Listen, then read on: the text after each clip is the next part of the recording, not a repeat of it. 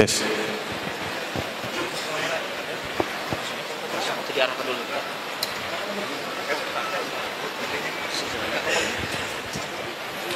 Bagi para ikhwan dan akhwat, jika kondisinya tidak memungkinkan untuk naik ke lantai 2, maka jangan memaksakan, nanti kondisinya akan sulit untuk saat sholat isya.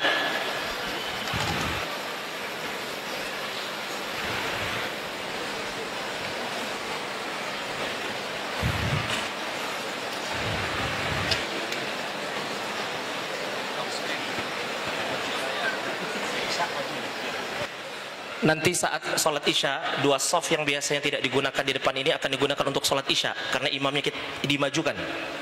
Ya, tetapi kondisinya tampaknya juga masih full, maka yang berdiri di sana dan di sana jangan memaksakan. Demikian pula para akhwat yang di belakang itu sudah sulit untuk naik ke atas.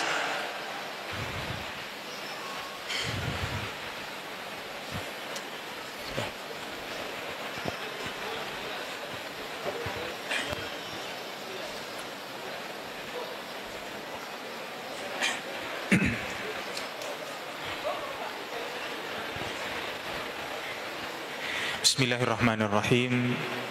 Assalamualaikum warahmatullahi wabarakatuh.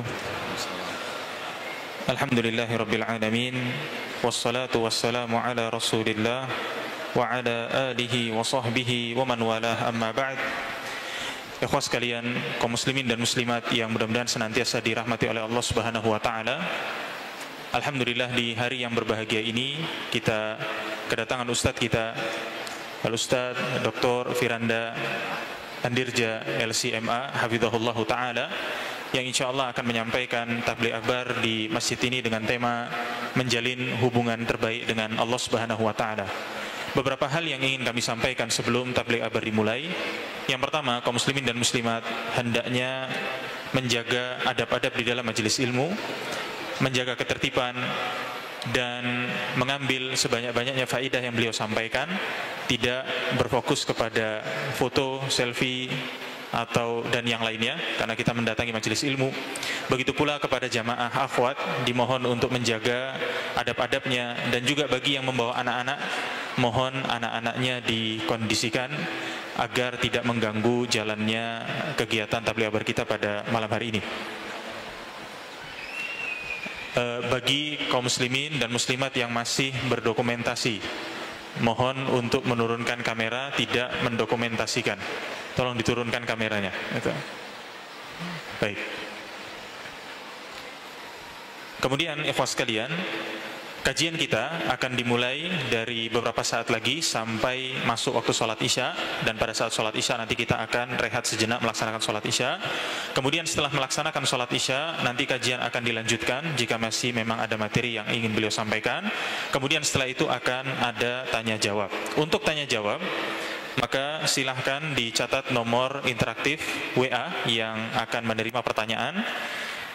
Pertanyaan bisa disampaikan di nomor 0821 4839 2727. Kami ulangi kembali, nomor interaktif untuk pertanyaan di 0821 4839 2727. Baik ikhwas sekalian, maka tidak berlama lagi kita akan segera mendengarkan tabligh akbar. Dan sekali lagi, yang masih mendokumentasikan mohon diturunkan HP-nya, mohon diturunkan dan menjaga ketertibannya. Kepada Ustadz Dr. Firanda Andirja LCMA Hafizahullah, waktu dan tempat dipersilahkan. Bismillahirrahmanirrahim. Assalamualaikum warahmatullahi wabarakatuh. Alhamdulillahi ala ihsani wa syukru lahu ala taufiqihi wa amtinani. Asyhadu an la ilaha illallah wahdahu la syarika lahu ta'ziman li sya'nih, wa asyhadu anna Muhammadan abduhu wa rasuluh da ila ridwanih. Allahumma shalli alaihi wa ala alihi wa ashabihi wa ikhwani. Hadirin dan hadirat yang dirahmati oleh Allah Subhanahu wa taala, pada kesempatan kali ini kita akan bahas bagaimana kita menjalin hubungan yang terbaik dengan pencipta kita, Allah Subhanahu wa taala. Kita tahu banyak orang yang memperhatikan bagaimana hubungan dia, interaksi dia dengan sesama manusia, ya. Bagaimana dia bisa menjadi istimewa di tengah-tengah manusia, menjadi ya pusat perhatian, dipuji, disanjung, dan bagaimana dia bisa berinteraksi yang menguntungkan dia ya. Sehingga sampai-sampai ada namanya fannut ta'amul, yaitu seni berinteraksi dengan sesama ya. Tentunya hal ini adalah baik seorang berusaha agar dia bisa berinteraksi yang baik sesama manusia ya. Dan Rasulullah SAW juga mengajarkan hal ini dengan dalam banyak hadis-hadisnya. Bagaimana seorang berinteraksi dengan orang tuanya, dengan istrinya, dengan anaknya, dengan tetangganya, dengan kawannya ya. Dan ini tentu hal yang baik jika diniatkan karena Allah Subhanahu wa taala. Tetapi yang lebih baik daripada itu, yang lebih penting, bagaimana interaksi kita dengan Allah Subhanahu wa taala. Bagaimana hubungan kita dengan Allah Subhanahu wa taala. Karena siapa yang interaksinya dengan Allah, hubungannya baik, maka sungguhnya Allah akan memudahkan dia untuk bisa menjalin hubungan baik dengan sesama manusia. Inilah wasiat yang sering disampaikan oleh para salaf. Di antaranya diriwayatkan dari Imam kota Mekah di zamannya, yaitu Sufyan ibn Uyainah rahimahullahu taala. Beliau berkata, "Kanal ulama'u fima madha yaktubu ba'dhum ila ba'dhin haula'il kalimat." Dahulu para ulama saling mengirim surat di antara mereka, yaitu mengingatkan di antara mereka, dan mereka para ulama. Ini pembahasan di kalangan para ulama, bukan di kalangan orang awam. Mereka saling mengingatkan, dan mereka mengingatkan beberapa nasihat. Apa nasihat tersebut yang mereka saling mengingatkan? Bahkan mereka menulis surat satu dengan yang lainnya. Man aslaha sariratahu aslahullahu alaniyatahu. Siapa yang memperbaiki apa yang tersembunyi pada dirinya, yaitu hubungan dia ketika dia tatkala bersendirian, ternyata dia seorang yang baik, aslahullahu alaniyatahu, maka Allah akan perbaiki yang zahir darinya. Kalau yang batin darinya, yang tersembunyi darinya dia perbaiki, maka Allah akan memperbaiki yang lahir darinya atau yang tampak darinya. Nasihat yang pertama. Yang kedua, man aslaha ma bainahu wa bainallah aslahullahu ma bainahu wa bainan nas.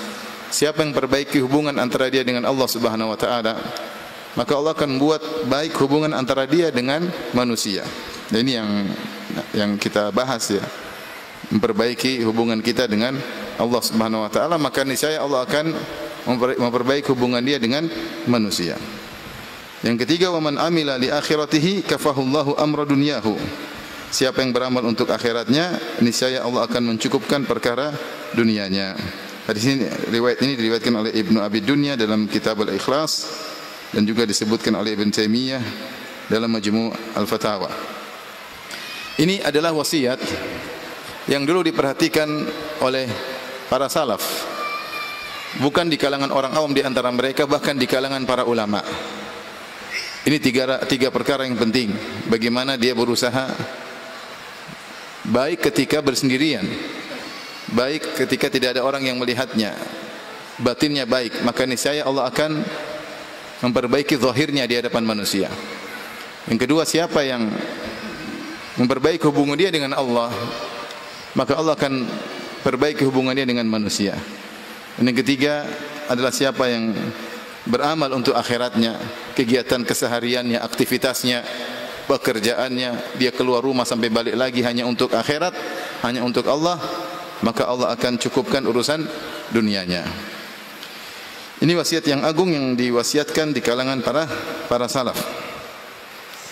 Maka mungkin orang bertanya kepada kita, bagaimana hubunganmu dengan orang tuamu? Ya, kita mungkin bisa jawab, ya.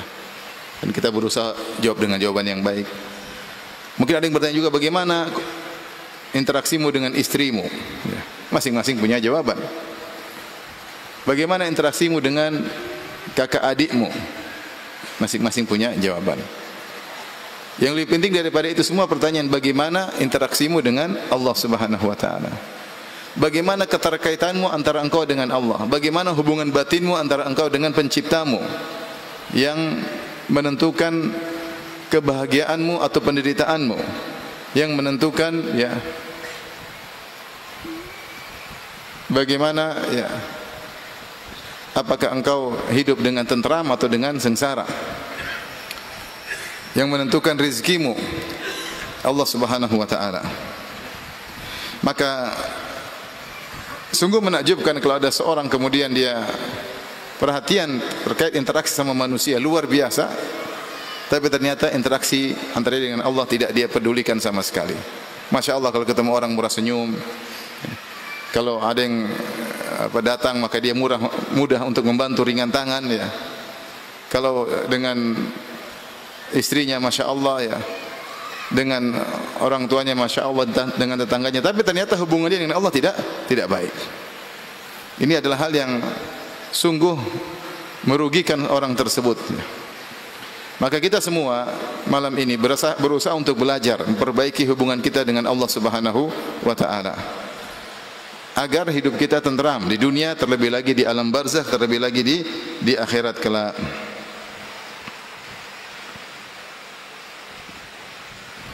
Baik. Bagaimana cara kita memperbaiki hubungan kita dengan Allah Subhanahu wa taala? Intisari dari agar kita bisa memperbaiki hubungan kita dengan Allah, itu bagaimana kita bisa bertauhid dengan tauhid yang benar dan ikhlas dengan ikhlas yang benar. Karena kalau kita bertauhid, maka apapun yang kita lakukan karena Allah Subhanahu wa taala. Kalau kita ikhlas, apa yang kita lakukan semuanya demi mencari perhatian Allah Subhanahu wa taala.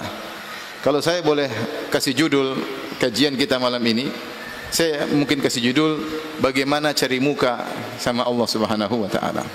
Kalau saya boleh kasih judul dengan judul yang mungkin mudah dipahami. Kita terbiasa cari muka sama manusia, cari muka sama kerabat, cari muka sama tetangga, cari muka sama publik, ya. Cari muka sama masyarakat. Sekarang kita belajar gimana cari muka sama Allah Subhanahu wa taala. Bagaimana Allah lebih perhatian kepada kita sehingga hubungan kita semakin baik, ya. Kalau hubungan kita baik, Allah lebih perhatian sama kita. Nah, ini yang mau kita bahas. Gimana cara yang tepat agar kita bisa cari perhatian Allah Subhanahu wa taala. Karena kalau orang sudah hubungannya kuat dengan Allah, selalu dia ingat Allah Subhanahu wa taala.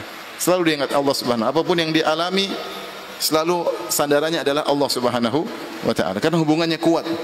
Hubungan kuat, dia selalu husnudzan kepada Allah Subhanahu. Ini di antara buah dampak baik kalau kita punya hubungan baik dengan Allah Subhanahu wa taala. Setiap ada permasalahan, setiap ada problem, bahkan setiap ada keberhasilan, selalu kita sandarkan kepada Allah Subhanahu wa taala. Sebagai contoh, Allah menyebutkan tentang kisah Nabi Musa alaihissalam. Nabi Musa yang hubungannya dengan Allah sangat kuat, sehingga setiap ada problem dia selalu ingat Allah Subhanahu wa taala. Allah sebutkan dalam surat Al-Qasas ketika terjadi apa yang terjadi ketika ada seorang dari Bani Israel bertengkar dengan seorang dari pengikut Fir'aun, maka akhirnya pengikut dari Bani Israel, yaitu sekampung dengan Musa, seras dengan Nabi Musa, maka dia minta tolong, ya. Dia minta tolong kepada Nabi Musa. Kata Allah, fastaghathahu alladhi min syi'ati alladhi min aduwihi. Maka orang yang dari golongan Musa minta tolong kepada Musa alaihissalam untuk melawan orang dari golongan musuhnya, itu dari Fir'aun. Fawakazahu Musa faqadha alaihi. Maka Nabi Musa pun mukulnya, akhir orang itu pun meninggal dunia. Situ Nabi Musa langsung ketika dia salah, langsung dia ingat Allah Subhanahu wa taala. Allah abadikan ketika Allah berkata, fawakazahu Musa faqadha alaihi. Nabi Musa memukul dia tidak bermaksud untuk membunuhnya, tapi Musa alaihissalam ini terlalu kuat orangnya, terlalu kuat, ya. Makanya disebutkan dalam kisah ketika beliau alaihissalam mandi, kemudian dia taruh bajunya di atas batu, kemudian batunya pergi bawa bajunya, maka dia pun kejar batu tersebut. Dia berkata, ya Hajar Thawbi, wahai Hajar, bajuku jangan pergi. Namun batu tersebut tetap berjalan. Akhirnya Musa alaihissalam memukul batu tersebut. Dia kejar, dia pukul dengan mungkin 6 atau 7 pukulan, sehingga nampak bekas pukulannya di batu. Luar biasa. Kapalan tangannya terbekas di batu. Kalau kita mukul batu, ada bekas batu di tangan kita, ya. Maksudnya Nabi Musa sangat kuat. Dan para ulama mengatakan dia tidak bermaksud membunuh orang tersebut, sehingga dia dikategorikan dosa kecil karena dia tidak sengaja. Dia tidak sengaja, ternyata orang tersebut meninggal, tapi dia langsung bertobat ketika itu, kembali kepada Allah, langsung dia berkata, ya, hadza min amali syaitan, ini dari perbuatan syaitan. Innahu aduun mudhillun mubin, sungguhnya adalah musuh dan penyesat yang nyata.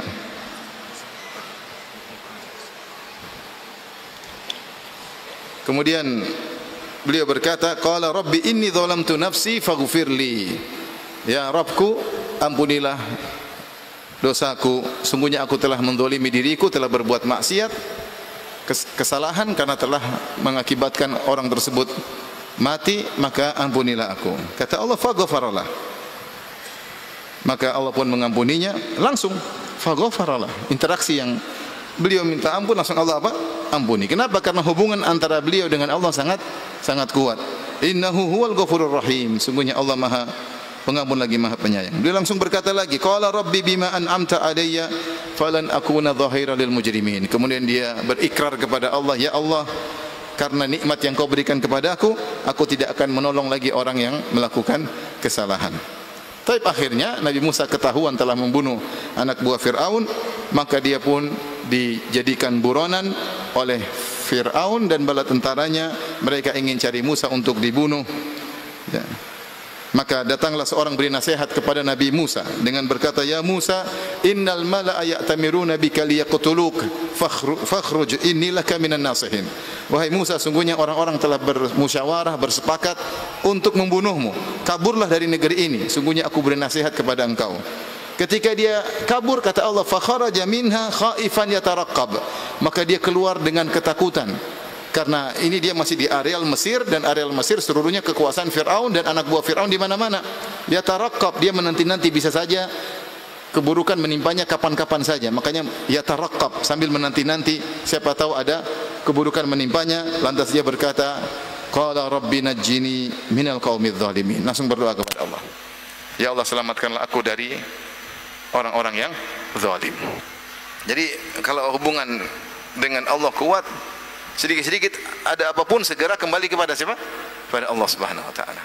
Kemudian dia pun berjalan, ya. Walamma tawajjaha tilqa'a Madyan, maka dia meninggalkan Mesir menuju Madyan. Kalau di peta Mesir ke Madyan itu sangat jauh. Mesir di benua Afrika, Madyan di benua Asia. Ada khilaf, Madyan tempatnya di mana? Ada yang mengatakan di Yordan, ada yang mengatakan di Tabuk. Intinya benua lain. Maka dia berjalan ratusan kilo. Maka dia berkata, asa rabbi ayyahdiyani sawa as-sabil. Semoga Allah menunjukkan kepadaku jalan yang tepat. Subhanallah. Berdoa lagi kepada Allah Subhanahu wa taala. Akhirnya Allah sampaikan dia ke negeri Madyan. Ketika sampai negeri Madyan, dia mendatangi ada sumur. Ternyata banyak orang-orang yang ambil air. Ternyata ada dua wanita yang tidak mengambil air. Maka Musa datang kepada dua wanita tersebut. Dia kasihan. Dia mengatakan, ma khatbukuma, kenapa kalian tidak ambil air bersama mereka? Qalata la nasqi hatta yusdira ar-ri'a wa abuna syaikhun kabir. Kami tidak bisa ambil air sampai orang-orang semua pergi. Sebenarnya ayah kami yang tugas yang ambil air, kerjaan lelaki, tapi ayah kami sudah tua. Kata Allah, fasaqalahuma, ya. Maka Musa pun mengambil air untuk mereka berdua. Tsumma tawalla ila dhil, dan dia pun bernaung di bawah sebuah pohon karena dia kelaparan. Karena tadi dia kabur dari Mesir, tidak bawa bekal, langsung kabur. Tidak bawa bekal, tidak naik kendaraan, sampai disebutkan beliau makan daun-daun sampai nampak warna hijau di tubuhnya karena banyak daun yang beliau makan. Kemudian beliau di bawah naungan pohon, beliau berkata, Rabbi inni lima anzalta ilayya min khairin faqir. Ya Allah, sungguh aku ini sangat fakir, sangat butuh akan kebaikan yang kau berikan kepadaku. Kembali lagi kepada siapa?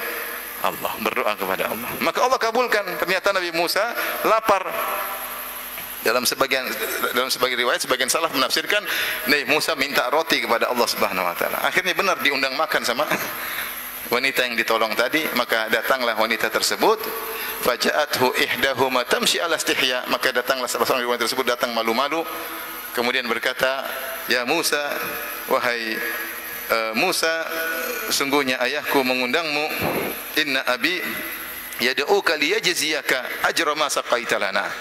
Sungguhnya ayahku mengundangmu untuk memberi ganjaran karena kau telah membantu kami mengambil air.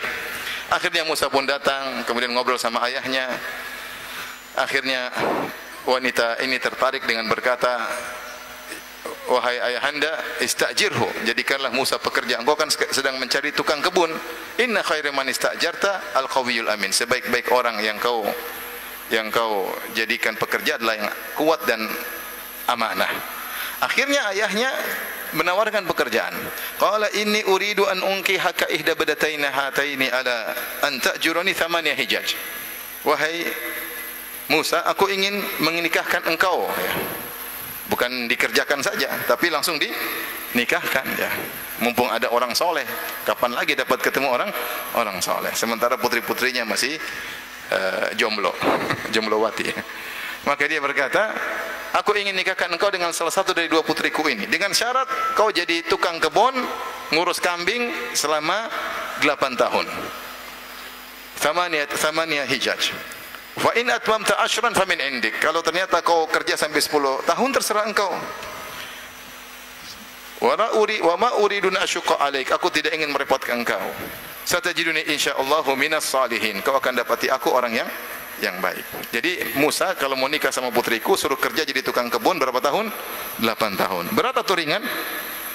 Berat atau ringan? Ringan, ya. 8 tahun bayar mahar. Tapi Musa alaihissalam terima, ya. Ini dalil bahwasanya akad pernikahan itu akad yang sakral, sampai Musa rela menghabiskan waktunya 8 tahun, bahkan kata para ulama 10 tahun untuk membayar mahar tersebut. Kata Nabi Musa alaihissalam, qala dzalika baini wa bainak, ini antara aku dengan engkau. Ayyamal ajalaini qadaitu fala udwana alai. Ya. Satajiduni insyaallah wallahu ala ma naqulu wakil. Kata Nabi Musa, mana yang saya lakukan, apakah 8 tahun atau 10 tahun, ya, maka itu terserah saya, ya. Kemudian kata Nabi Musa, wallahu ala ma naqulu wakil. Allah yang menjadi saksi, menjadi perwakilan atau tempat kita bersandar atas apa yang kita sepakati. Kembalikan lagi kepada siapa? Allah Subhanahu wa taala. Demikianlah seorang yang hubungannya baik dengan Allah Subhanahu wa taala, dalam masalah apapun selalu Allah, selalu Allah. Kenapa dia bisa demikian? Karena dia sangat mudah husnudzon kepada Allah Subhanahu wa taala. Karena selama ini hubungan dia dengan baik dengan Allah Subhanahu wa taala. Lain halnya ketika seorang hubungannya tidak baik, maka sangat sulit dia berhusnudzon kepada Allah Subhanahu wa taala. Ini dijelaskan oleh Ibnu Al-Qayyim dalam kitab Al-Jawabul Kafi.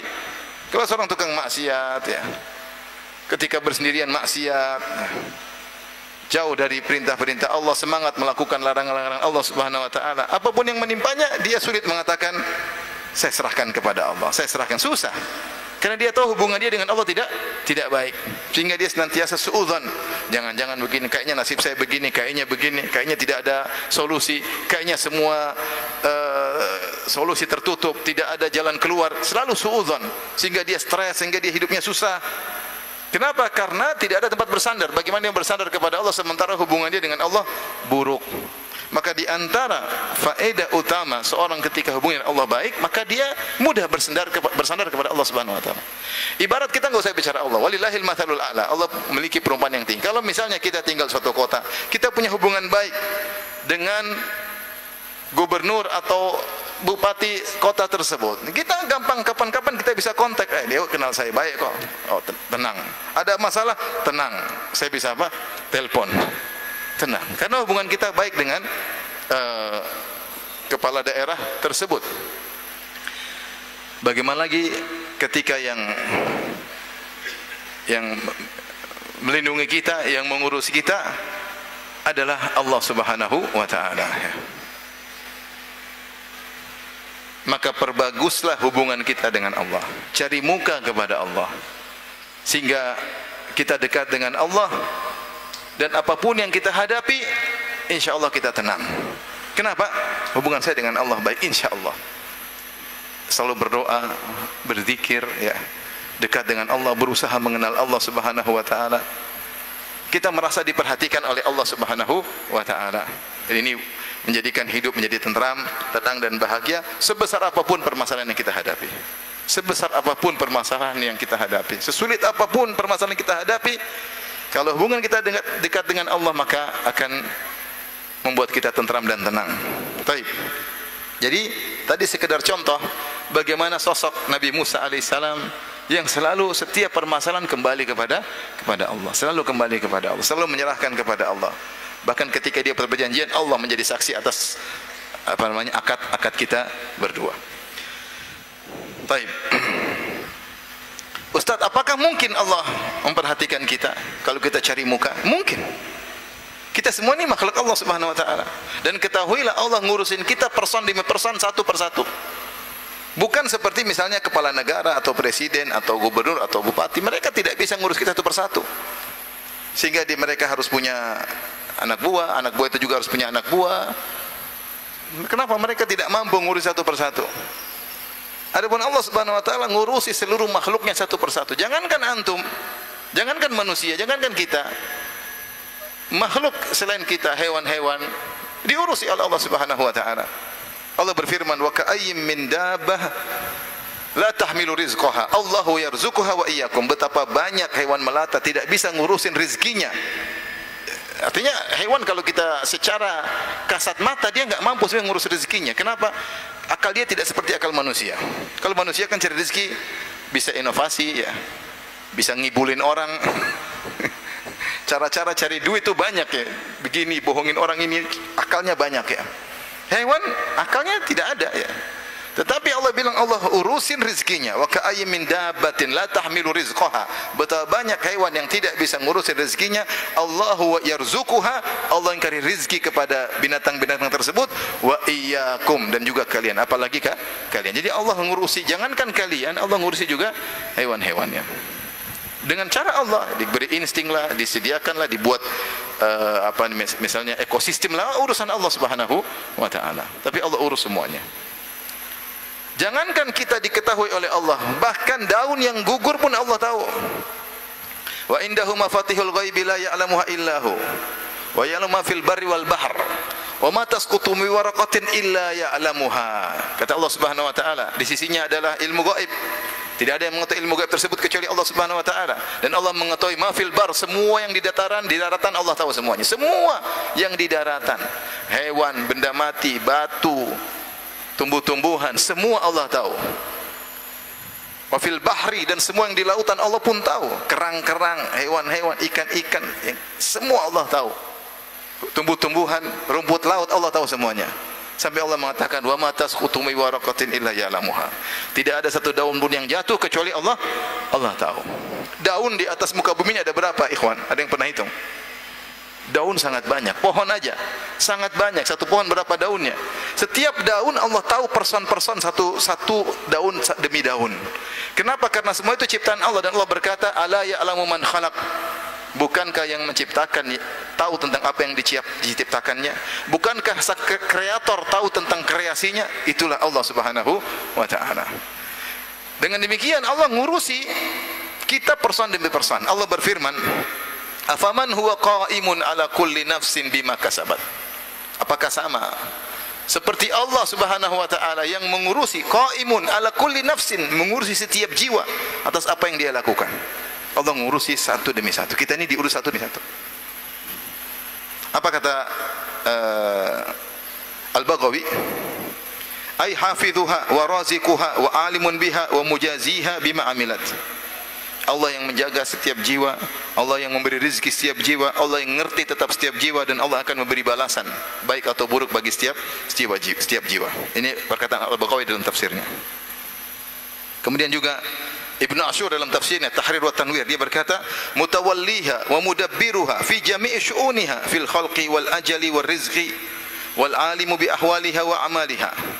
Dialah Allah Subhanahu wa taala yang mengurusin setiap jiwa, yang mengaturnya dalam segala urusannya, baik dalam penciptaannya, penentuan ajalnya, rezekinya, dan Allah tahu kondisi seluruh kondisinya, dan Allah tahu seluruh amal perbuatannya. Jadi Allah mengurusi satu demi satu. Saya beberapa waktu yang lalu ada orang awam tanya sama saya, Ustaz, saya ditanya sama orang, kamu ngapain berdoa terus? Allah belum tentu dengar doamu, Allah belum tentu ngurusin kamu. Kamu siapa? Subhanallah. Bikin orang juga akhirnya enggak mau berdoa. Iya, emang saya siapa ya? Ya, saya ciptaan Allah. Saya bilang itu salah. Karena Allah ngurusin kita satu demi satu. Allah mengetahui makhluknya satu demi satu. Beda dengan saya kata di para penguasa. Para penguasa, pemilik dosa penguasa, pemilik perusahaan. Dia punya anak buah 10.000. Dia nggak bisa ngurus satu demi satu. Nggak bisa mendengar curhatan 10.000 orang tersebut. Mau mendengar. Tapi kalau demo dia kabur. Dia butuh direksi butuh ini, butuh ini, butuh ini. Dan dia hanya bisa mendengar sebagian dari curhatan mereka. Itu kalau manusia yang penuh banyak keterbatasan. Tapi Allah Subhanahu Wa Taala jangan. Saya bilang jangankan antum bapak. Hewan saja Allah urusin. Jangankan antum bapak Allah tidak. Bagaimana Allah tidak dengar doa antum sementara daun jatuh saja Allah urusin. Kenapa saya sampaikan ini? Agar kita yakin bahwasanya kita ini bisa cari muka sama Allah. Jangan kita pikir, saya ini siapa sih? Emang saya kalau puasa, kalau baca Quran, emang Allah tahu? Emang Allah ngurusin saya? Allah ngurusin kita satu person demi person, satu demi satu.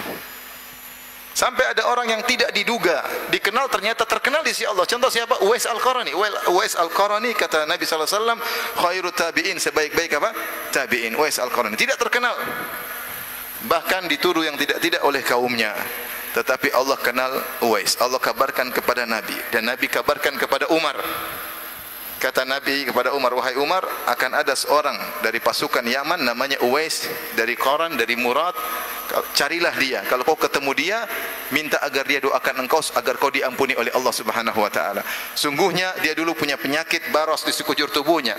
Kemudian dia berdoa, maka disembuhkan kecuali seukuran dirham di bagian perutnya. Dan dia punya ibu dan dia berbakti. Subhanallah.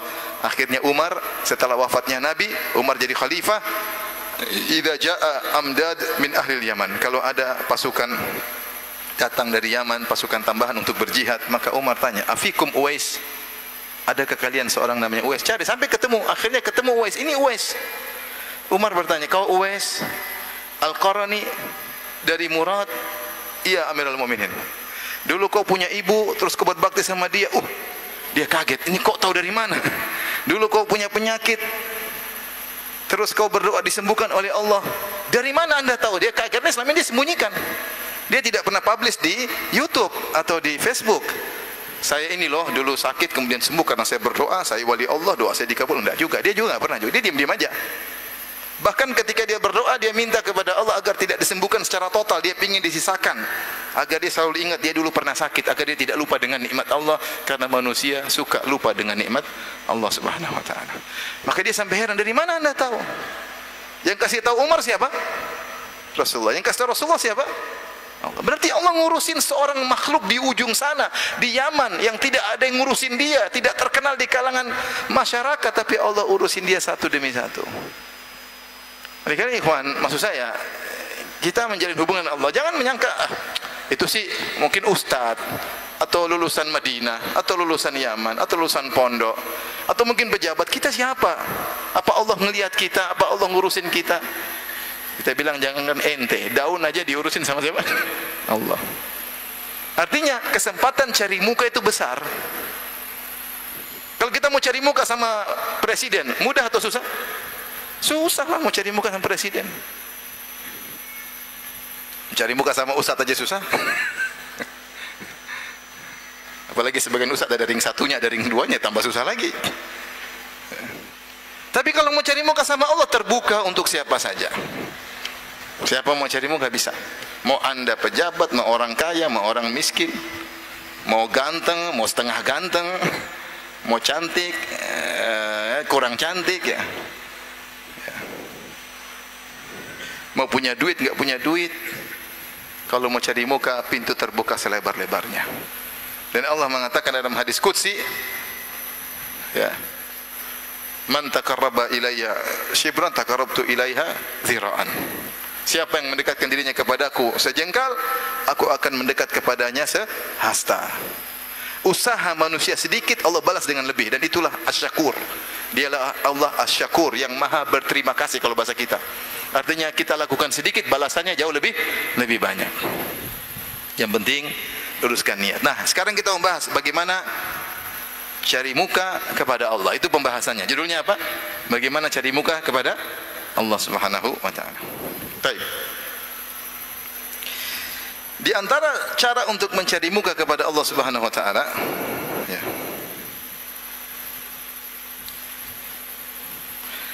adalah salat malam. Salat malam, ya. Makanya Rasulullah SAW ketika berdakwah di kota Madinah, kata Abdullah bin Salam radhiyallahu anhu, "Awwalu kalamin sami'tuhu minan Nabi sallallahu alaihi wasallam." Dakwah pertama kali yang saya dengar Rasulullah serukan ketika Nabi pertama kali masuk kota Madinah, saya dengar pertama kali. Rasulullah berkata, "Ya ayuhan nas, afshus salam wa at'imut ta'am wa silul arham wa sallu bil lail wa nasun niyam tadkhul jannata bisalam." Wahai manusia sekalian, tebarkanlah salam, akhlak. Wa at'imut ta'am, berilah makanan, bagi-bagi makanan. Wasilul arham, sambunglah silaturahmi. Kemudian di akhir kata Nabi, wa sallu bil lail wan nasu niyam. Salatlah di malam hari sementara orang-orang sedang tidur pulas. Cari muka. Sudah tidak ada kesempatan untuk cari muka kepada manusia karena yang mau dicari mukai sedang tidur. Saatnya cari muka kepada Allah Subhanahu wa taala. Ya. Saatnya cari muka kepada Allah. Orang-orang sedang tidur, kata Nabi, sallu bil lail, salat di malam hari, wan nasu niyam, sementara orang-orang sedang tidur, tadkhulul jannata bisalam, kalian akan masuk surga dengan penuh keselamatan. Ini salah satu cara cari muka. Kata Allah, tatajafa junubuhum anil madaji', lambung mereka jauh dari tempat tidur. Kenapa? Yad'una rabbahum khaufan wa tama'a, sedang beribadah, sedang berdoa, sedang salat. Tapi jangan bangun terus bikin status, alhamdulillah lagi salat malam. Ya. Sudah. Okey, kita lanjutkan insyaallah setelah salat Isya. Wallahu taala alam bisawab. Assalamualaikum warahmatullahi wabarakatuh.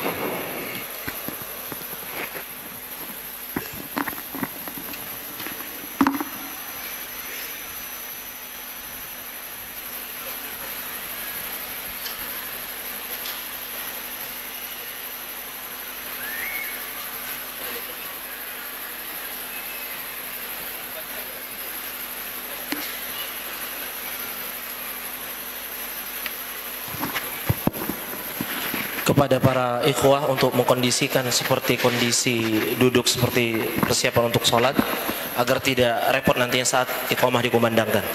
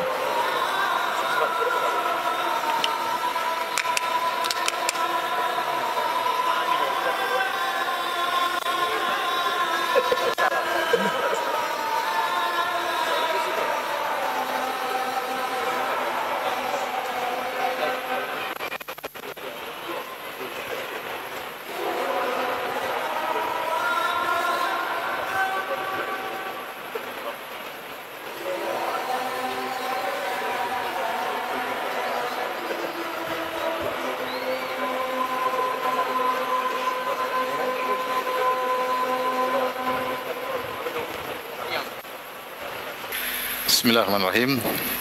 Alhamdulillah, salatu wassalamu ala Rasulillah wa ala alihi wa ashabihi wa mawalah. Hadirin dan hadirat yang dirahmati Allah Subhanahu wa taala, kita lanjutkan pembahasan kita tentang bagaimana cara mencari muka kepada Allah Subhanahu wa taala. Telah kita sebutkan di antara cara pertama adalah dengan salat malam, karena ketika itu orang-orang sedang pada tidur. Kemudian kita cari muka, kita bangun untuk mengharapkan ridha Allah Subhanahu wa taala. Dan orang seperti ini sangat diperhatikan oleh Allah Subhanahu wa taala. Makanya ketika Allah menceritakan tentang orang kafir, Allah bandingkan dengan orang beriman, yang Allah contohkan orang yang salat malam. Dalam surat Az-Zumar kata Allah Subhanahu wa taala, "Amman huwa qanitun ana al-laili sajida wa qa'iman yahdharul akhirah wa yarju rahmata rabbih. Qul hal yastawi alladhina ya'lamuna wal ladzina la ya'lamun." Setelah Allah sebut tentang orang kafir sebelumnya, Allah katakan, apakah sama dengan orang mukmin yang membangun malam, berdiri, sujud, yang takut dengan akhirat dan berharap rahmat Allah Subhanahu wa taala? Kemudian Allah tutup lagi, apakah sama orang berilmu dengan orang tidak berilmu? Jawabannya tidak sama. Yang Allah contohkan untuk dijadikan komparasi antara orang kafir, orang beriman, orang mukmin, yang Allah contohkan orang yang salat malam, yang sedang cari muka kepada Allah Subhanahu wa taala. Kemudian Allah akhirkan di akhir bagian ayat tersebut, Allah komparasi lagi antara orang berilmu dengan orang tidak berilmu. Maka di antara cara termudah untuk mencari perhatian Allah adalah bangun malam ketika orang sedang tidur. Terlebih lagi jika setelah salat malam kemudian diakhiri dengan istighfar. Allah berfirman, "Wa bil ashari hum yastaghfirun." Dan di waktu sahur mereka beristighfar. Allah berfirman dalam ayat yang lain, "Wal mustaghfirina bil ashar." Dan orang-orang yang beristighfar di waktu sahur. Ahli tafsir mengatakan, yaitu setelah mereka salat malam, mereka beristighfar.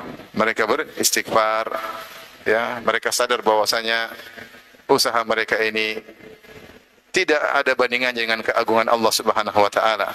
Maka mereka minta ampun, padahal mereka telah salat malam dan bermunajat kepada Allah Subhanahu wa taala. Terlebih lagi sepertiga malam yang terakhir, di mana Allah memotivasi hambanya untuk cari muka.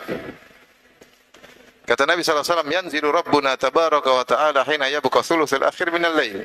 Sungguhnya Rabb kita turun ke langit dunia ketika tinggal tersisa sepertiga malam yang terakhir. Fayaqul, lantas Allah berkata, "Hal min mustaghfirin fa'aghfirullah." Adakah yang minta ampun, beristighfar, maka akan aku ampuni dia. Hal min sa'ilin fa'utiya sulah. Adakah yang mohon, akan aku kabulkan permintaannya. Hal min da'in fa'astajiba lahu. Adakah yang berdoa, akan aku kabulkan doanya. Bayangkan, di sepertiga malam terakhir, Allah mendekat, turun ke langit dunia mencari hamba-hambanya, terus antum bangun, cari muka sama Allah Subhanahu wa ta'ala.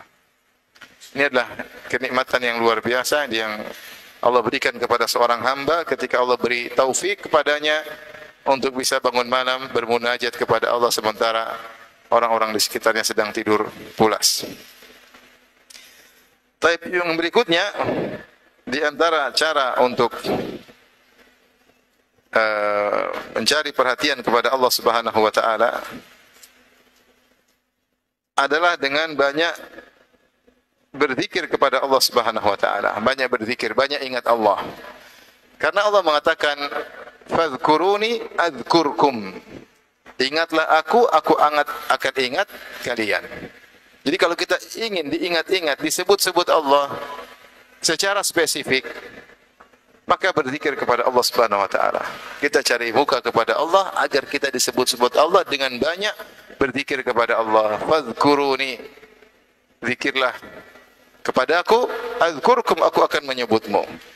Dalam hadis yang sahih kata Nabi sallallahu alaihi wasallam, "Wa ana ma'ahu," kata Allah dalam hadis qudsi, "Wa ana ma'ahu hina yadhkuruni." Aku senantiasa bersamanya jika dia berzikir kepadaku, jika dia mengingatku. Fa in dzakarani fi nafsihi dzakartuhu fi nafsi. Kalau dia mengingatku dalam jiwanya, aku akan mengingatnya pada jiwaku.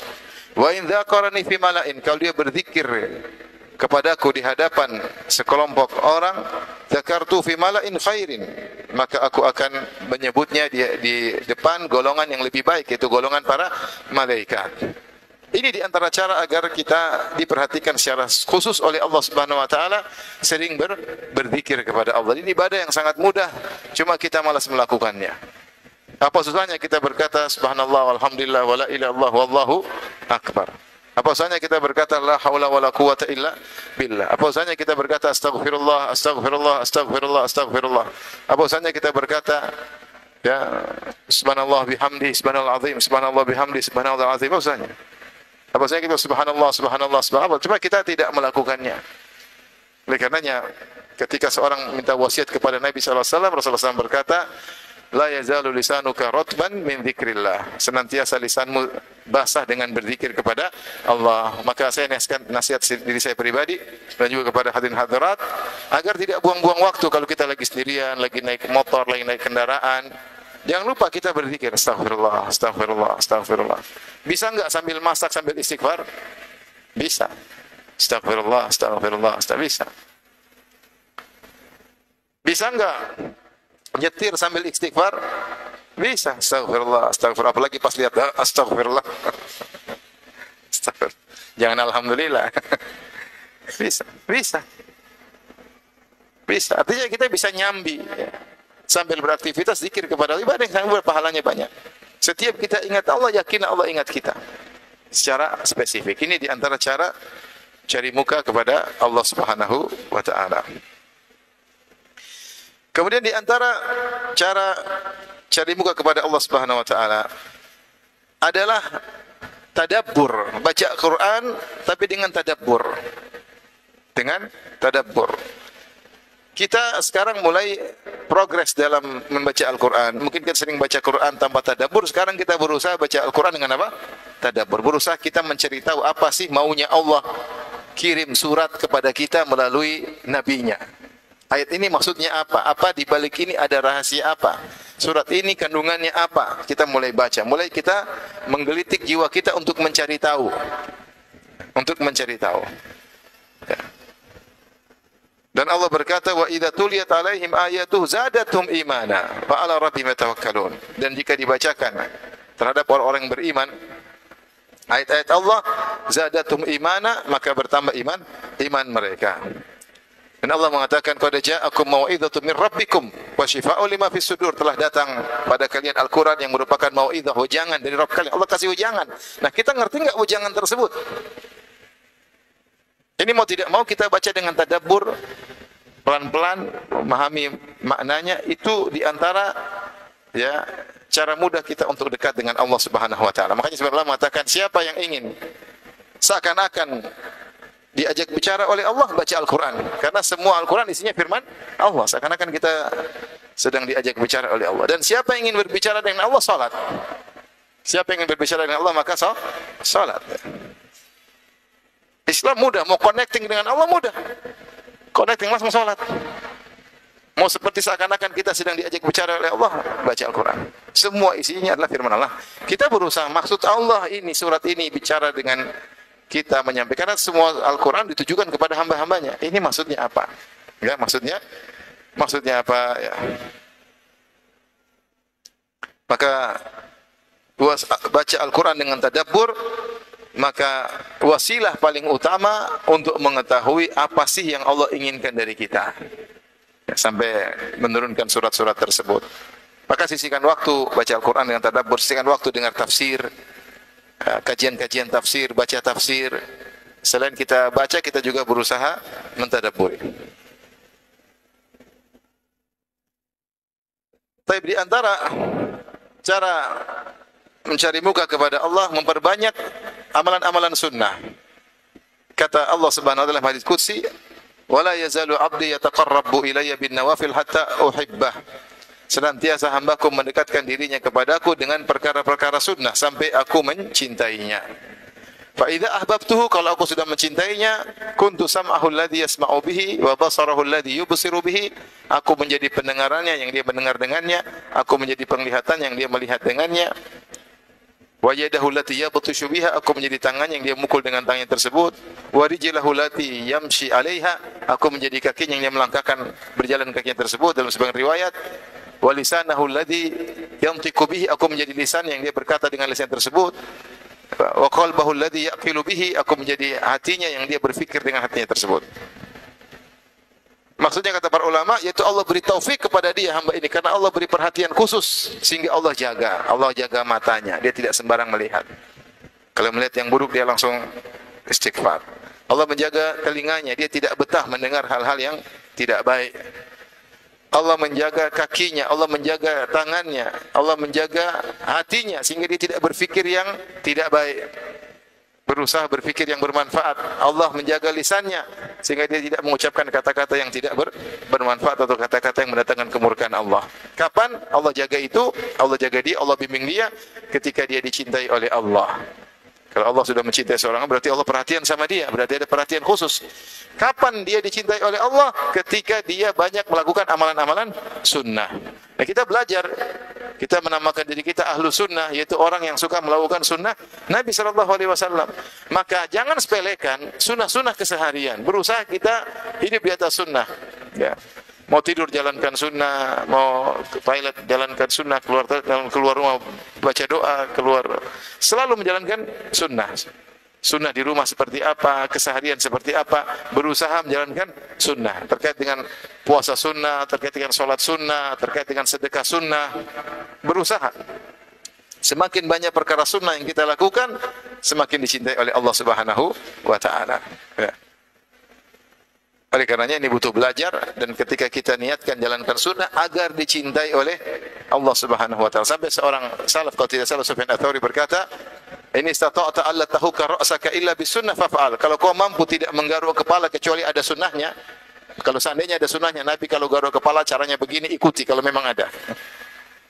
Sehingga setiap kita melakukan sesuatu, kita ingat Nabi SAW yang menyuruh kita untuk menjalankan sunnahnya, dan Allah yang menyuruh kita untuk mengikuti sunnah Nabi SAW. Qul in kuntum tuhibbunallah fattabi'uni.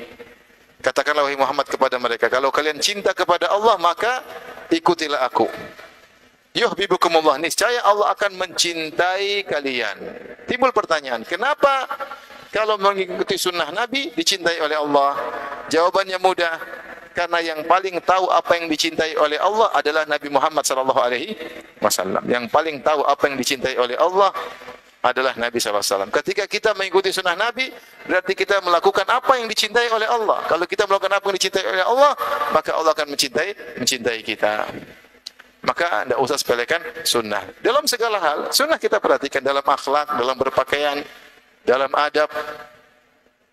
Kita tidak melalaikan atau meremehkan sunnah apapun. Semakin banyak sunnah kita kerjakan, semakin diperhatikan oleh Allah Subhanahu wa Ta'ala, dan hubungan kita semakin baik dengan Allah Subhanahu wa Ta'ala.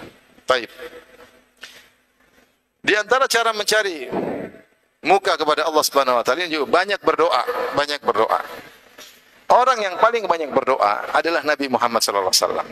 Coba cari buku tentang kumpulan doa. Banyak atau tidak? Banyak. Nabi setiap kegiatannya berdoa. Dan Allah telah berfirman, "Wa idza sa'alaka ibadi anni fa inni qaribun ujibu da'watad da'i idza da'an." Jika hamba-hambaku bertanya kepada engkau tentang aku, katakanlah aku sangat dekat, aku mengabulkan orang yang berdoa kepadaku. Itu Allah sangat dekat dengan orang yang berdoa kepada Allah Subhanahu wa Ta'ala. Maka kalau kita ingin dekat dengan Allah, sering berdoa, sering mengantungkan hati kita, connecting. Bukankah kalau kita berdoa, kita connecting dengan Allah? Iya, kita connecting. Maka berusaha belajar doa-doa keseharian. Praktekan. Doa keluar rumah, doa masuk rumah. Mau makan, bilang bismillah. Setelah makan, bilang apa? Masuk WC, keluar WC. Mau berhubungan dengan istri, apa doanya? Mau tidur, apa doanya? Naik kendaraan, apa doanya? Ketika masuk suatu negeri, apa doanya? Ya. Doa. Mau safar, apa doanya? Pulang dari safar, apa doanya? Menyungguh orang sakit, apa doanya? Ketika mengantar jenazah sampai di kuburan, apa doanya? Apa yang berusaha selalu berdoa kepada Allah Subhanahu wa Ta'ala. Dan saya bilang, kalau kita lupa, minimal kita bilang apa? Bismillah. Kalau lupa, bilang bismillah. Sering berdoa. Makanya Nabi SAW ketika Haji Wada, Rasulullah SAW berdoa dari duhur sampai maghrib. Beliau wukuf di atas ontanya, di bawah terik matahari, Kemudian beliau angkat kedua tangannya berdoa kepada Allah, bermunajat. Ketika ontanya bergerak, saat tangan kirinya memegang kekang onta agar bisa tenang, tangan kanannya tetap mengadah ke langit meminta kepada Allah Subhanahu wa taala dengan doa yang sangat panjang. Kita enggak kuat doa panjang-panjang. Berdoa 5 menit sudah habis. Ya Allah, utangi lunasan hutangku. Ya Allah, cepatkan jodohku. Ya Allah, selesai. Habis itu apalagi bingung. Padahal kebutuhan kita sangat-sangat banyak. Maka orang yang dekat dengan Allah yaitu orang yang senantiasa bersandar kepada Allah. Makanya Nabi mengatakan, Ya Hayyu Ya Qayyum, bi rahmatika astaghith, fasli li sya'ni kullah wa la takilni ila nafsi tarfata ain. Wahai Zat yang Maha Hidup, yang Maha Qayyum, dengan rahmatmu aku mohon pertolongan kepadamu. Perbaiki segala urusanku, jangan biarkan aku bersandar kepada diriku meskipun sekejap mata. Jangan. Senantiasa kita connecting dengan Allah, berarti kita dekat. Senantiasa berdoa. Bismillah. Berdoa, tawakal kepada Allah Subhanahu wa taala. Ini menjadikan kita terasa dekat dengan Allah Subhanahu wa taala. Baik, di antara cara mencari muka kepada Allah Subhanahu wa taala, dan ini adalah al-khafi, yaitu khafa. Kata Nabi sallallahu alaihi wasallam, "Innallaha yuhibbul 'abda at-taqiyyal ghaniyyal khafi." Allah mencintai hamba yang bertakwa, yang al-ghani, al-khafi. Al-ghani yaitu maksudnya dia merasa cukup, al-khafi maksudnya dia tidak suka tampil. Agar fokus mencari muka kepada Allah, sebisa mungkin jangan suka tampil, kecuali dalam tampilanmu itu ada faedahnya. Karena sebagian orang memang harus tampil untuk beramar ma'ruf, bernahi mungkar, untuk berdakwah dia tampil. Tapi kalau sebisa mungkin tidak tampil, ada maslahat apalagi terkait dengan ibadah, jangan tampil. Karena tampil jadi pusat perhatian itu tidak mudah. Seorang tidak mudah mengatur hatinya. Ketika dia terbiasa berhadapan dengan jumhur, dengan publik, bisa jadi yang menjadi pusat perhatian dia bagaimana komentar publik. Sehingga dia lupa dengan komentar Allah Subhanahu wa taala. Maka sebisa mungkin ya, jadi seorang yang khafi, yang tidak suka tampil. Yang tidak suka tampil. Tidak suka tampil bukan berarti main HP mulu, enggak. Maksudnya karena dia tidak tampil tersebut, dia terbiasa sendiri berkhulwat dengan Allah Subhanahu wa taala. Dia baca kitab, bayangkan sungguh indah seorang di pojok rumah baca kitab tafsir sambil minum kopi Pontianak. Indah. Enggak ada urusan dengan orang. WA dia matikan, dia baca sambil minum kopi. Di antara saya baca biografinya Syekh Abdurrahman bin Nasir Sa'di, gurunya Syekh Utsaimin, penulis kitab tafsir Sa'di. Beliau kalau salat malam bawa qahwah. Jadi beliau salat malam sambil minum qahwah untuk menghilangkan rasa kantuk. Tidak ada masalah. Berusaha untuk tidak mendengar komentar orang, gimana caranya sehingga kita terbiasa fokus kepada Allah Subhanahu wa taala. Baca Quran di pojokan, baca Quran sendiri, mana enggak ada yang tahu. Enggak usah bikin status lagi baca Quran, enggak usah. Enggak usah. Alhamdulillah sudah 1 juz, enggak usah juga, enggak usah. Berusaha kita enggak dengar komentar orang. Khafi. Sibuk ngurusin keluarga, ngurusin ibu, ngurusin bapak yang sedang sakit, ngambung silaturahmi, enggak ada yang tahu, kita sendiri. Karena Allah Subhanahu wa taala. Semakin kita sering cerita, kita semakin menunggu komentar orang sehingga kita tidak cari muka sama Allah tapi cari muka kepada manusia. Itu masalahnya kalau sering tampil. Sering publish. Allah suka dengan hamba yang tidak tampil. Lebih mudah ikhlas untuknya. Lebih mudah dia untuk mencari muka kepada Allah Subhanahu wa taala. Tampil itu enggak mudah. Antum mau tampil aja harus keren, ini harus keren. Sudah cari mana kalau salah begini topinya miring, komentar orang. Jadi kalau di sendiri yang penting penilaian Allah Subhanahu wa taala. Ya. Nanti kalau sudah terbiasa seperti ketika Nabi menyebutkan tentang 7 golongan yang Allah naungi pada hari kiamat kelak, di antaranya yang terakhir Nabi berkata, rajulun dzakarallaha khalian fa fadat ainah. Seorang tatkala bersendirian, tidak tampil di hadapan manusia, dia berzikir kemudian dia menangis. Berarti murni dia tidak menunggu komentar manusia, dia sedang connecting dengan Allah, dia ingat Allah, ingat keagungan Allah, ingat dosa-dosanya, dia sedang connecting kemudian dia menangis. Ini orang dimuliakan oleh Allah. Sampai kata Hafiz Ibnu Hajar rahimahullah dalam Fathul Bari, seandainya dia pun berzikir di hadapan banyak orang, kemudian dia menangis, namun dia mengkondisikan dirinya karena dia sudah terbiasa seperti itu, dia tidak peduli dengan komentar manusia, maka sama saja. Maksudnya Ibnu Hajar mengatakan jika dia sudah terbiasa seperti itu, di rumah bersendirian nangis, suatu saat dia lagi berzikir di hadapan manusia, tetap sama. Karena dia sudah terbiasa mencari muka kepada siapa? Allah. Tapi kalau di depan orang nangis, di rumah tidak pernah nangis, ini masalah. Ini masalah. Ya. Berarti dia nangis dulu, sebenarnya karena siapa dia nangis? Di luar aja depan orang nangis-nangis, di dalam rumah enggak nangis. Ini dia di rumah dia nangis. Dan suatu saat kalau dia ternyata di depan orang pun dia berzikir sambil nangis, ternyata dia ikhlas, dia bisa memfokuskan antara dia dengan Allah saja, maka sama hukumnya ketika dia sendiri. Kenapa? Dia sudah terbiasa mencari muka kepada Allah Subhanahu wa taala. Maka seorang suka hobi untuk beribadah sendirian. Latih diri. Hobi. Baca Quran sendiri, ya. Berzikir dalam kesendirian. Baca kitab dalam kesendirian, ya. Menikmati kesendirian, berkhulwat bersama Allah Subhanahu wa taala. Latih diri karena Allah mencintai hamba yang demikian. Di antara cara mencari muka kepada Allah, tadi Nabi berkata Al-Ghani. Allah mencintai hamba yang Al-Ghani. Al-Ghani ditafsirkan maksudnya di antaranya dia memiliki sifat qanaah, merasa cukup. Merasa cukup. Dia tunjukkan kepada Allah, ya Allah, aku ridho dengan apa yang kau berikan. Aku qanaah. Aku merasa cukup. Aku merasa cukup. Ini mencari muka kepada Allah. Apa yang Allah tetapkan, apa yang Allah takdirkan kepada dia, dia merasa cukup. Dia ridho dengan pemberian Allah Subhanahu wa taala. Itulah di makna al-ghani, yaitu ghina nafs. Laisal ghina an kathratil arad wa innamal ghina ghina nafs. Bukanlah kekayaan dengan banyaknya aset, tetapi kekayaanlah kaya hati. Ini kita butuhkan sekarang. Kita butuh kaya hati. Benar tidak kita berusaha cari nafkah, cari rezeki, tapi kita qanaah. Apa yang Allah berikan itu, ya sudah, saya ridho dengan pemberian Allah hari ini, saya ridho dengan keuntungan hari ini, saya ridho dengan keputusan Allah, ternyata saya rugi hari ini, ridho. Dan itu membuat Allah mudah mencintai seorang hamba. Allah memperhatikan dia karena dia ridho dengan segala keputusan Allah Subhanahu wa taala. Bahkan ketika terkena musibah, maka dia ridho dengan keputusan Allah Subhanahu wa taala. Berkata alhamdulillah ala kulli hal. Allah mencintai hamba seperti ini. Kenapa kita mudah ridho kepada keputusan Allah? Karena kita merasa alhamdulillah hubungan kita dengan Allah baik. Kita mudah husnudzan.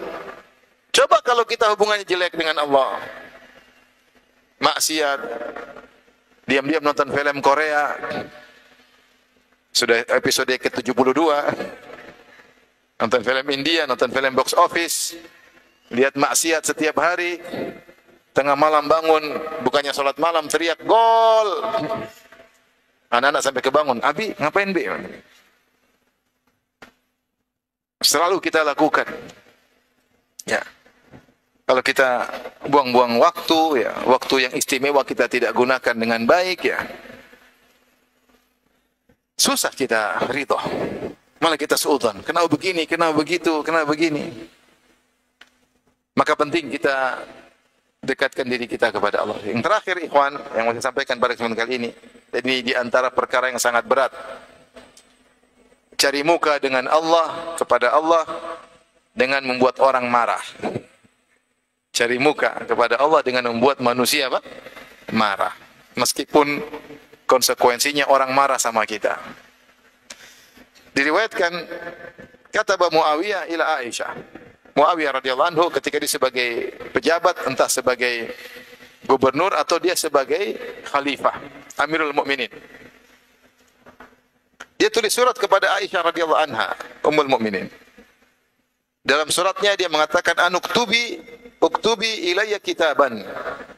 Tolong tuliskan surat kepadaku wahai ibunda Aisyah. Tusini bihi wala tuksiri. Berilah wasiat kepadaku dalam surat tersebut dan jangan banyak-banyak wasiatnya. Dia ingin wasiat ringkas bermanfaat.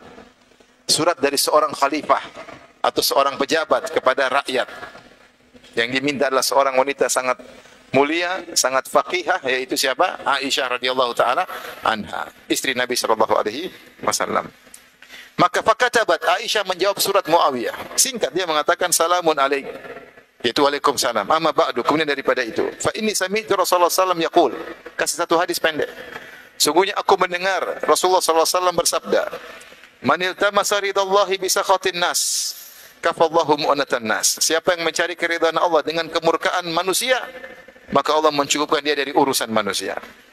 Wa man iltamasa ridhan nas bi sakhatillah, wakalallahu ta'ala ilan nas. Dan siapa yang mencari keridhaan manusia dengan kemurkaan Allah, maka Allah serahkan urusannya kepada manusia. Waalaikumsalam, selesai. Subhanallah. Siapa yang mencari keridhaan Allah dengan kemurkaan manusia. Ini berat. Apa kata netizen katanya? Apa kata netizen? Apa kata audiens? Apa kata orang? Udahlah, enggak usah lah. Sering kita pertimbangan, kecuali memang dia pertimbangan karena maslahat dakwah. Tapi kalau dia takut perkataan manusia, ini repot. Terkadang seorang mencari muka kepada Allah dengan mengucapkan kebenaran meskipun dibenci oleh masyarakat. Di antara contohnya siapa yang cari muka dengan begitu? Siapa? Nabi Ibrahim alaihissalam mencari masalah. Semua pergi, dia hancurin patung-patung. Cari masalah tidak? Antum jangan ikut-ikutan ya. Situasi dan kondisi berbeda. Buktinya Nabi SAW ketika di Mekah selama 13 tahun tidak bisa menghancurkan berhala-berhala karena kemaslahatan dakwah. Ya. Tapi contoh maksudnya ketika Nabi Ibrahim melihat maslahat, cuek dia. Kaumnya lagi pergi, dia ngancurin apa? Patung-patung. Dia tidak kabur, dia di situ tenang aja. Ya. Fa'tu bi ala Yunas, datangkan Ibrahim. Mesti dialog. Man fa'ala hadza bi alihatina? Siapa yang ngancurin patung-patung kami? Ya. Anta fa'alta bi hadza bi alihatina? Kau yang hancurkan patung, melakukan ini sama Tuhan-Tuhan kita? Ibrahim dengan entengnya berkata, bal fa'alahu kabiruhum hadza. Ini yang gede yang bikin. Fas'aluhum in kanu yantiqun. Tanya sama patung-patung kecil, Tuhan-Tuhan kecil. Tanya, benar atau enggak? Kalau memang mereka bisa jawab. Memang dia memang cari perkara. Ya. Tapi banyak dalam hal kita takut. Padahal tidak ada mudarat bagi kita. Yang penting semuanya butuh dengan dapat hikmah dan kebijakan. Bijak dan hikmah. Tapi maksud saya di antara cara mencari muka kepada Allah adalah mencari keridhaannya meskipun orang-orang pada marah. Tatkala kita mengucapkan kebenaran dengan hikmah, dengan bijak, dengan kita pertimbangkan maslahat dan mudarat, maka saat itu Allah akan memperhatikan kita, ridha dengan kita.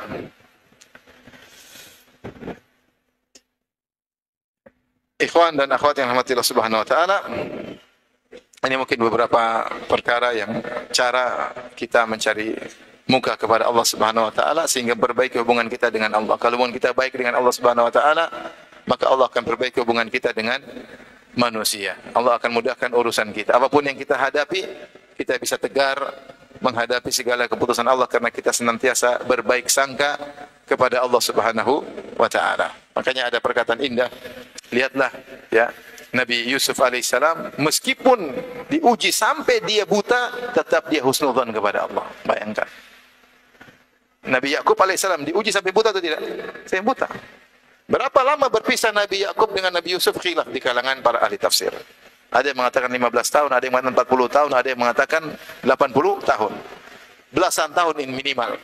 Akhirnya ketemu lagi. Sebelum ketemu, dia sampai menangis sampai ya wa biyaddat aynah minal husni, sampai matanya jadi putih, jadi buta karena saking sedihnya. Di tengah-tengah kesedihan seperti itu, dia tetap husnudzan kepada Allah Subhanahu wa taala. Dia mengatakan asallahu ayyatiyani bihim jami'an. Semoga Allah mendatangkan anak-anakku Yusuf dan Binyamin kepadaku, padahal sudah hilang mereka. Kemudian dia mengatakan, ya bani yadhabu fatahassasu min Yusuf wa akhihi. Wahai anak-anakku, ayo pergi lagi cari Yusuf dan Binyamin. Wala tayasu min rauhillah. Jangan putus asa dari rahmat Allah. Innahu la yayasu min rauhillah ilal qaumul kafirun. Sungguhnya tidak ada yang putus asa dari rahmat Allah kecuali orang kafir. Yakub mengatakan demikian sementara matanya buta karena sedih. tetap husnudzon kepada Allah. Kenapa bisa demikian? Karena hubungan dia dengan Allah sangat luar biasa. Wa a'lamu minallahi ma la ta'lamun. Dia berkata, wahai anak-anakku, aku tahu apa yang kalian tidak tahu. Aku punya hubungan khusus dengan siapa? Allah Subhanahu wa taala. Kata Allah, wa innahu ladzu ilmin lima 'allamna. Sungguh dia punya ilmu tentang apa yang kami ajarkan kepadanya. Allah muji Nabi Yakub alaihissalam. Demikian saja. Ikhwan dan akhwat rahmatillah subhanahu wa taala. Semoga Allah memberikan ridhonya kepada kita semua. Semoga Allah mengampuni dosa-dosa kita. Semoga Allah menjadi kita orang yang bertakwa tatkala di depan masyarakat ataupun dalam kesendirian. Nas'aluka khasyataka fil ghaibi wasyahadah. Dan semoga Allah kumpulkan kita di surga kelak sebagaimana Allah kumpulkan kita di masjid yang mulia ini. Wallahu taala alam bisawab. Ada pertanyaan? Kalau tidak ada, alhamdulillah. Ada.